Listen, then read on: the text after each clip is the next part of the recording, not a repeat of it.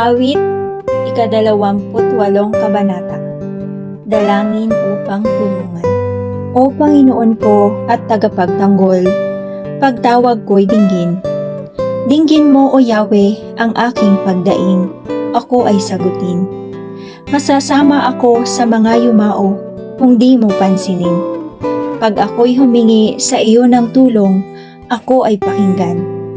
Taas ang kamay ko na dumadalangin sa templo mong banal. Sa mga masama na iyong inusig, huwag akong ibilang. Silang ang gawain pagkat masasamay, pawang kalikuan. Mga taong ito, kapag nangungusap, kunway kaibigan, ngunit pagkamuhi sa loob ng puso ang nag-uumapaw.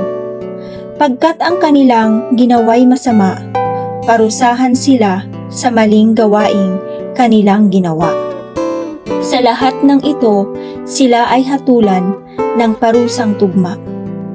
Lahat ng ginawa ng Diyos na si Yahweh, hindi nila pansin. Ang mga ginawang pawang mabubuti, ayaw intindihin. Yamang ang damdamin nila ay ganito, yaong sasapitin nila'y walang hanggang, mga pagdurusa, sila'y wawasakin. Purihin si Yahweh at karapat-dapat siyang papurihan. Ako ay dininig sa panawagan ko na ako'y tulungan. Si Yahweh ang aking tagapagsanggalang, aking kalakasan. Kaya naman ako, ang pagtitiwala ay sa Kanya lamang. Nagagalak ako sa Kanyang ginawang pagtulong sa akin. Kaya naman ako ay laging aawit, siya'y pupurihin. Siya ang sanggalang ng bayang hinirang, Kanyang iingatan.